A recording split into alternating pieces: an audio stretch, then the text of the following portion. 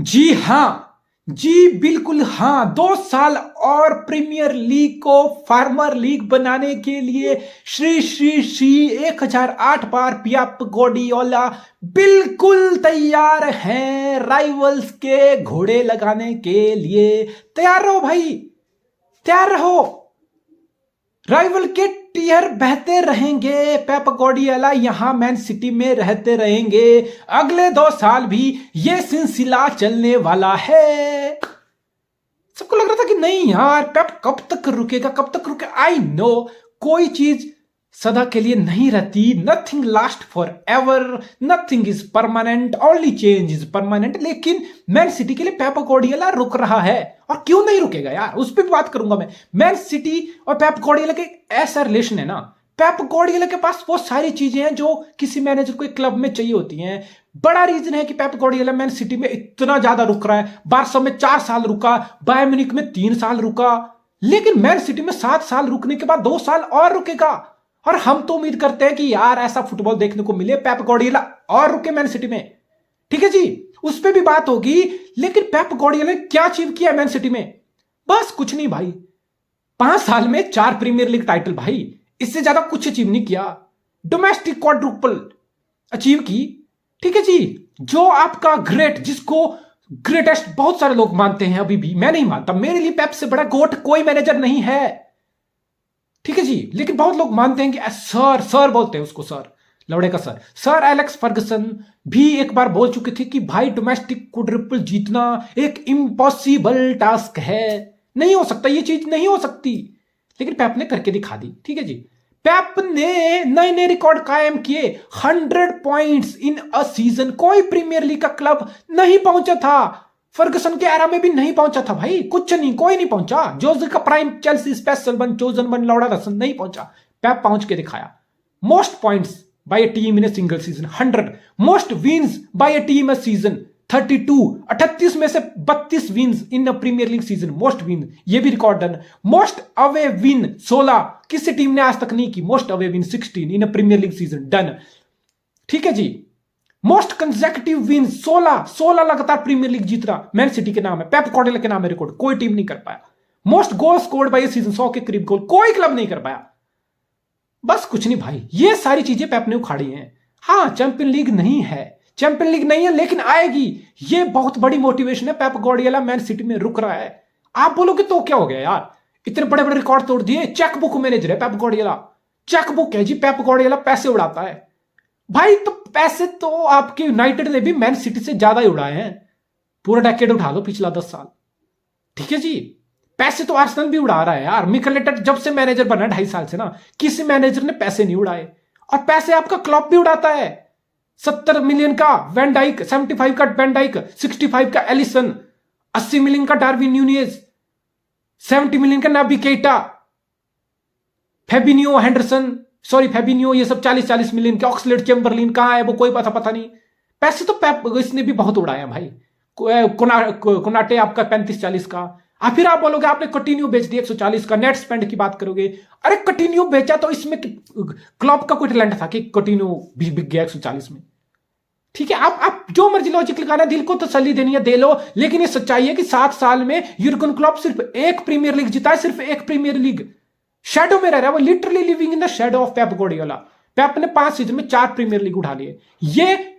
ये जो मैं वीडियो बना रहा हूं, इसका मकसद ये नहीं है क्लब वर्सेस पेप करने को नहीं है, बिकॉज सिंपली कोई कंपैरिजन ही नहीं है। लेकिन बहुत सारे लोगों को अभी भी ऐसा लगता है, शायद उनको अपनी आंखें खोलनी चाहिए और देखनी चाहिए कि हकीकत क्या है। लेकिन हकीकत यह है कि पेप गार्डियोला और 2 साल रुक रहा है।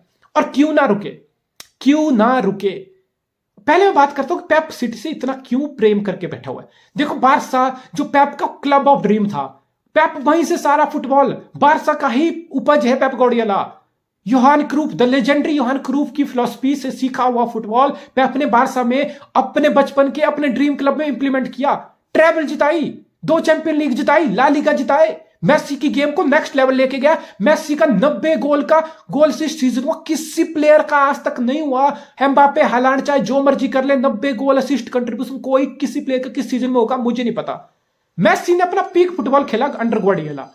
बारसा ने अपना पीक फुटबॉल खेला अंडर गार्डियोला। लेकिन गार्डियोला नहीं रुका, 4 साल के बाद 4 साल भी पूरा ग्वार्डियोला नहीं रुका। क्यों नहीं रुका?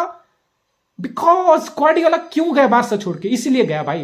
देखो आप ड्रेसिंग रूम में अगर आपको लगता है ना कि आपके, देखो पेप गार्डियोला स्ट्रिक्ट मैनेजर है। पेप गार्डियोला छोटी छोटी डिटेल उसको अपने हिसाब से चाहिए। वो अगर प्लेयर को बाहर घूमने जाना है उसकी परमिशन चाहिए, प्लेयर को कहीं डिनर पे जाना है उसकी परमिशन चाहिए। यानी कि आपको हर छोटी बड़ी चीज मैनेजर से मैनेज करके पूछ के परमिशन लेनी पड़ेगी। ठीक है जी। जब तक ये चल रहा था चीजें सही थी, लेकिन जब पेप गार्डियोला को लगा कि जॉर्डी एल्बा मेरी नहीं सुन रहा, या कोई और ज़ावी, इनिएस्टा, ये बड़े नाम है, ये वर्ल्ड फुटबॉल के बड़े नाम है, ये मेरी नहीं सुन रहे, डैनी एल्वेस ये मेरी नहीं सुन रहे, मुझे लग रहा है मैं कंफर्टेबल नहीं फील कर रहा हूं, मैं इस क्लब में नहीं रुकूंगा। नहीं रुका, अपनी मर्जी से छोड़ के गया पेप गार्डियोला, मैं जा रहा हूं छोड़ के भाई, दैट्स इट। बायर्न में भी यही हुआ। बायर्न में हालांकि इतना कुछ मसला नहीं था कि प्लेयर का ड्रेसिंग रूम का, बायर्न को था ही नहीं यार, बुंडेसलीगा जीत ली, 3 बार जीत ली, दैट्स इट, कोई चैलेंज ही नहीं है, किस लिए रुकता वो। लेकिन मैन सिटी में पेप गार्डियोला ने 5 में से 4 प्रीमियर लीग जीते। लेकिन पेप को ये चीज पता है कि प्रीमियर लीग बहुत कंपिटेटिव है। ये सबसे बड़ा रीजन है, जो प्रीमियर लीग है ना ये बहुत कंपिटेटिव है। पेप ने हालांकि 5 में 4 जीत ली, लोगों को लग रहा है कि फार्मर लीग प्रीमियर लीग का बना दिया, इतना आसान नहीं था। 2 बार लिवरपूल बिल्कुल सिटी के बिल्कुल पीछे था, breathing on cities neck. 1 point से, एक पॉइंट से प्रीमियर लीग डिसाइड हुई है। तो पेप को जो हंगर है ना, अंदर से मोटिवेशन आ रही है कि I am not done yet, मुझे अभी और करके दिखाना है। I have a lot to achieve here, a lot to do here. ऊपर से चैंपियन लीग नहीं आई, सिटी का इतना हार्ट ब्रेकिंग हुआ रियल मैड्रिड के साथ, उससे पहले चैंपियन लीग फाइनल आ रहा, तो चैंपियन लीग ना जीत पाने का भी मलाल कहीं ना कहीं पेप के अंदर है। और जब आप कोई चीज के लिए मेहनत करते हो, अचीव नहीं कर पाते हो ना, 2 चीजें होती हैं, या तो आप बिल्कुल डिप्रेस हो जाते हो, परेशान हो जाते हो, दूसरा ये होता है कि आपके अंदर और मोटिवेशन और हंगर आता है कि बहनचोद ये चीज मैं उखाड़ के करके दिखाऊंगा। और उसके लिए रिसोर्सेज हैं, रिसोर्सेज है। जब आपको क्लब बैक कर रहा हो, क्लब का मैनेज आपका चेयरमैन हो, खलदून है, ठीक है, ये शेख मंसूर है, हमारा ऑनर है, सबकी बैकिंग है पेप को सब लोगों की बैकिंग है कि आप ही मैनेजर हो, आपके अंडर हमें आगे बढ़ना है। और पेप खुद बोलता है आके, इतना वोकल है कि आई हैव एवरीथिंग। और सबसे बड़ी बैकिंग मैनेजर को क्या चाहिए होती है कि मुझे ये प्लेयर चाहिए, तो क्लब आपकी सुने। जब किसी प्लेयर को कॉन्ट्रैक्ट एक्सटेंड करना हो, या किसी प्लेयर को कॉन्ट्रैक्ट नहीं देना हो, या किसी पोजीशन में नया प्लेयर चाहिए हो, तो मैनेजर डिमांड करता है ना। पेप एक डिमांडिंग मैनेजर है। पेप सिर्फ अपने प्लेयर से ही डिमांड नहीं करता है, पेप गार्डियोला क्लब से भी डिमांड करता है। अगर आप पेप गार्डियोला जैसे मैनेजर को, ऐसा नहीं आप रातों रात उठा के अपने क्लब में, सिर्फ आपके पास पैसा है तो आप अपने क्लब का मैनेजर बना दो। अगर पैसे से ही पेप गार्डियोला को मैनेजर बनना होता ना, तो पेप गार्डियोला यूनाइटेड चला जाता भाई, पेप गार्डियोला रियल मैड्रिड चला जाता, यूवेंटस चला जाता, लिवरपूल या आपका चेल्सी में चला जाता। वहां कौन सा पैसा कम है? पैसा सब कुछ नहीं होता, एक प्रोजेक्ट देखना पड़ता है। एक प्रोजेक्ट देखना पड़ता है कि मैनेजर की कितनी डिमांड आप पूरी कर सकते हो, आप मैनेजर से कितना समझ पा रहे हो उसकी गेम को। पेप को जीकी मिला, जीकी वहीं पे था, आपके बारसा में था पेप के साथ, ठीक है, फेरेंस सेरियानो, ये सब हमारे स्पोर्टिंग डायरेक्टर हैं, ये सब बिल्कुल एक ऐसी टीम मिली पेप को। और खलदून इतने अच्छी बैकिंग वाला बंदा मिला, अंडरस्टैंडिंग वाला, कि पेप को सब चीजें मिली। पेप को ये प्लेयर चाहिए था तो इस पोजीशन के लिए वो प्लेयर नहीं मिला, दूसरा मिला, लेकिन पेप को प्लेयर दिए गए। पेप ने बोला कि ये प्लेयर मुझे रुकाना है तो रुका, नहीं रुकना है तो जाने दिया उसको। यानी कि पूरा पेप के हिसाब से चीजें हुई। Pep got everything that he ever wanted for a job. और किसी मैनेजर को, अगर देखो कोई मैनेजर है उसको फुटबॉल से ब्रेक लेना है, कोई फैमिली रीजन है, या उसका पर्सनल रीजन है, या उसको ऐसा फुलफिलमेंट ऑफ अचीवमेंट की फुलफिलमेंट आ रही है कि मैंने सब कुछ, वो फीलिंग आ रही है कि मैंने सब कुछ फुलफिल कर लिया, मैंने सब अचीव कर लिया, मैंने सब उखाड़ लिया, अब मैं रुक के क्या करूंगा, I have nothing to prove. अगर मैनेजर के अंदर ये फीलिंग आए तो वो कोई क्लब छोड़ के जाता है, या कोई फैमिली रीजन हो तो वो छोड़ के जाएगा। या तीसरा उसको लग रहा है कि यहां मेरी पसंद का नहीं हो रहा, मेरे ड्रेसिंग रूम से वही जैसे बारसा में पेप के साथ हुआ कि मेरे अनकंफर्टेबल फील कर रहा हूं, मेरे प्लेयर के साथ उतनी नहीं बन रही, मैं अब नहीं रुकने वाला। तो यही 2-3 कारण होते हैं जो मैनेजर छोड़ के जाता है। ये चौथा जो बहुत नॉर्मल कारण है कि भाई परफॉर्मेंस नहीं आ रही, परफॉर्मेंस बेस्ड जॉब है। पेप गार्डियोला 7 साल मैन सिटी में रुका है तो ये परफॉर्मेंस ही है अल्टीमेटली। सपोज 7 साल पेप गार्डियोला रुका और मैन सिटी 1 टाइटल जीता होता, जैसे क्लब 7 साल में 1 टाइटल जीत के बैठा हुआ है। नो, क्लब तो एक्सटेंड कर लिया लिवरपूल के साथ, और क्लब की जगह, पेप की जगह क्लब मैन सिटी में होता और 7 साल में 1 टाइटल जीत के बैठा होता। एक्सटेंशन नहीं होने वाली थी, नहीं होने वाली थी। सिटी की एम्बिशन बहुत हाई है, प्रोजेक्ट बहुत एम्बिशियस प्रोजेक्ट है, सब कुछ है यहाँ पे, तो यू गॉट अ परफॉर्म, तो परफॉर्मेंस तो आपको देनी पड़ेगी। और फिर मैनेजर इसलिए चले जाते हैं कि परफॉर्मेंस नहीं होती, सैक हो जाते हैं। तो पेप गार्डियोला की परफॉर्मेंस आ रही है, पेप गार्डियोला को ड्रेसिंग रूम में कॉन्फिडेंस बना हुआ है, डिमांड है उसकी, ठीक है। और जो क्लब है, मैनेजमेंट है, वो पेप गार्डियोला की प्रायोरिटी सुनता है, पेप गार्डियोला डिक्टेट करता है अपने हिसाब से, मतलब बिल्कुल सुनी जा रही है बंदे की। ही हैज एवरीथिंग, तो क्यों छोड़ के जाएगा भाई। और एक और चीज है जो पेप गार्डियोला को मोटिवेट कर रही है, पेप गार्डियोला रुक रहा है। जब पेप गार्डियोला 2016 में मैन सिटी का मैनेजर बना था और 2022 7 साल के अंदर सिटी में क्या कुछ बदला। जब पेप आया था, कौन प्लेयर है जो आज भी हैं? उस टाइम स्टर्लिंग था, उस टाइम आपका केविन डी ब्रुयने आ चुका था। इस टीम में स्टर्लिंग तो निकल गया इस सीजन। केविन डी ब्रुयने को छोड़ के पूरी 11 में ऐसा कोई भी प्लेयर नहीं है जो वहां जब पेप आया था तब भी है और आज भी है। एक आधा होगा तो मुझे माफ करना भाई, क्योंकि काइल वॉकर, शायद काइल वॉकर होगा एक, कोई और प्लेयर नहीं है। स्टोन्स पेप के अंडर आया, कैंसेलो पेप के अंडर आया, रॉड्री पेप के अंडर आया, लेपोर्ट पेप के अंडर आया, एक्के पेप के अंडर आया, डियाज पेप के अंडर आया, बर्नार्डो सिल्वा पेप के अंडर आया, फिर आपका लीरॉय साने पेप के अंडर आया था, फेरन टोरेस पेप के अंडर आया था, एर्लिंग हालैंड पेप के अंडर आया था। यानी कि सारी की सारी टीम, गुंडोगन पेप लेके आया था, पहली साइनिंग थी पेप की। यानी कि पेप ने अपने हिसाब से ये टीम बनाई है। यानी कि पेप के आने से ये प्लेयर आए हैं, ऐसा कोई नहीं कि केविन डी ब्रुयने और वॉकर को छोड़ के कोई इतना बड़ा। एडरसन पेप ने अपनी पसंद से कीपर लाया, क्लॉडियो ब्रावो और उसको आपका जो हार्ट को साइड में किया। तो पेप ने अपने हिसाब से टीम बनाई है और इसमें फ्लूडिटी चल रही है। गैब्रियल जेसूस आया, चला गया पेप के अंडर, लीरोय साने पेप के अंडर आया, चला गया, फेरन टोरेस पेप के अंडर आया, चला गया, फर्नांडिनियो था इतने साल, रिटायर होके चला गया, same with club legend Agüero, इतने साल खेला, चला गया। यानी कि आ भी रहे हैं प्लेयर, जा भी रहे हैं, और जो लेजेंड है वो रिटायर भी हो रहे हैं। यानी कि ट्रांजिशन चला हुआ है। एक ऐसा कोई ग्रुप या कोई ऐसी गैंग नहीं है जो 5-6 साल से बारसा जैसी वहीं बैठी हुई है, वो क्लब को अपना ही मान रहे हैं कि ये हमारा क्लब है। मैनेजर आएगा, मैनेजर जाएगा, मेसी यहीं रहेगा, जावी इनिएस्टा यही रहेंगे, पीके एल्बा, डैनी एल्वेस यही रहेंगे। ये सब मैन सिटी में नहीं है, ये सब सिस्टम मैन सिटी में नहीं है। और ये बड़ा रीजन है कि पेप इतने साल रुका हुआ है, बिकॉज उसकी कमांड है प्लेयर के ऊपर। कोई ऐसा 7-8 साल से कोई ऐसा प्लेयर नहीं है जो इधर बैठ के बोल रहा हो कि भैंस जो पेप आएगा क्या उखाड़ लेगा मेरा, क्या कर लेगा मेरे साथ, मैं तो यहीं बैठा हूं। और ना मैन सिटी का क्लब प्लेयर को इतनी पावर देता है, बिकॉज नेगोशिएशन पेप के थ्रू होगी सारी, कि कॉन्ट्रैक्ट आगे बढ़ाना तो पेप से यस आएगा। पेप बोलेगा ग्रीन फ्लैग, टिक मार्क, हाँ जी बढ़ाओ, बर्नार्डो सिल्वा को कॉन्ट्रैक्ट दो, रॉड्री, लेपोर्ट, डियास को कॉन्ट्रैक्ट दो, कैंसेलो को कॉन्ट्रैक्ट दो।